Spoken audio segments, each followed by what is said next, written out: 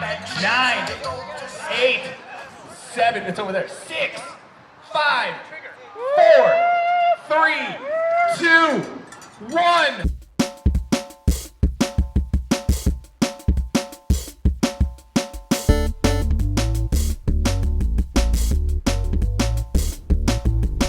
So I'm back in my hotel room after a long day at the Specialized Dealer launch, and I wanted to take a break from editing video to answer some of the questions that you guys have been sending in. So let's do a little question and answer. Alright, question 1. Brian wants to know about what's new in fat bikes, and specifically if there is going to be a fat comfort bike. So 2 parts to that. 1, Fat Boy. There are a bunch of new Fat Boy offerings, a new trail model with a Bluto fork and X7 components to line up with the Pro, which has XO. And on those there's a new 4-inch ground control tire, so you can kind of choose between if you want that 4.6 or the 4, depending on how you're going to ride. 2, carbon Fat Boys. The S-Works is weighing in at 20.8 pounds. Super sick. And 3, a new women-specific fat bike line called the Helga. I'll get into that tomorrow. As far as the comfort bike question, it's not quite a true fat bike, but check this out.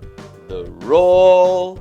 Kind of a change up in the comfort world. This guy comes in a standard and step-through frame, has 650 by 2.3 inch Nimbus tires, disc brakes, and I think it looks kind of sick. Next question. James wants to know when Specialized is going to get serious about thru-axles. Well, boom. Cruxes from S-Works to Elite have a thru-axle option, same with the Diverge and this sexy Roubaix. I rode the thru-axle Roubaix on a pretty sketchy descent today. My knuckles were white, I was definitely puckering, but the bike tracked awesome, it felt super stiff. If you've ever rode the tarmac, you know how it feels when you really lay into a corner. This felt way more like that than any Roubaix I've ridden. Next question. Caitlin and Cassandra both want to know what the heck is up with the paint jobs on women's bikes. So I cornered Stephanie Kaplan, the women's road manager at the trade show. And this is what she had to say for herself and all the white and pink pastels on last year's bikes. Yeah, so last year was my first year. I didn't have any input into the colors. There are a lot of women who love pink. I know.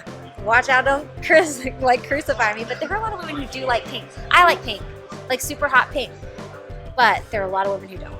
But I bring like what I think riders want, then I show riders and kind of take that, and the designers come in and bring their perspective, and they have probably the strongest ideas and probably the smartest ideas than anyone else. And they do an incredible amount of research. They work with outside agencies to do research on what colors are coming up, what's going to be popular. You'll notice coral on the line. You'll notice coral on Nike shoes and in fashion, and they're already ahead of the trend. They're already doing the research, and so they come to us with a beautiful color palette.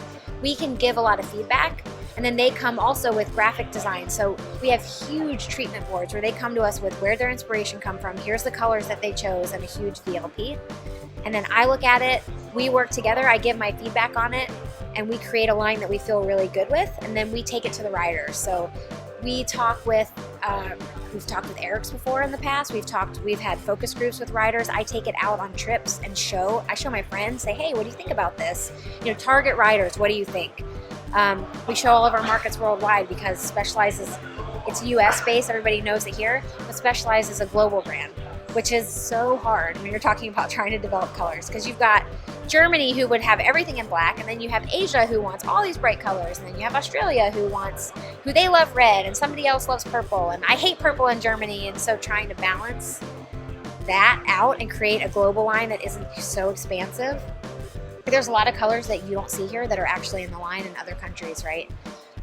Definitely, like, there is a part of like my influence in it where like I like black bikes. So you look at the Ruby Pro disc where when we were designing it, I said, look, this is a high-end rider. It might have like sensibilities outside of just wanting a curly bike. So let's do black and red. Like, let's make it look racy. Same with the Mira. Like I definitely try and avoid pink. But it's a lot of people giving their input.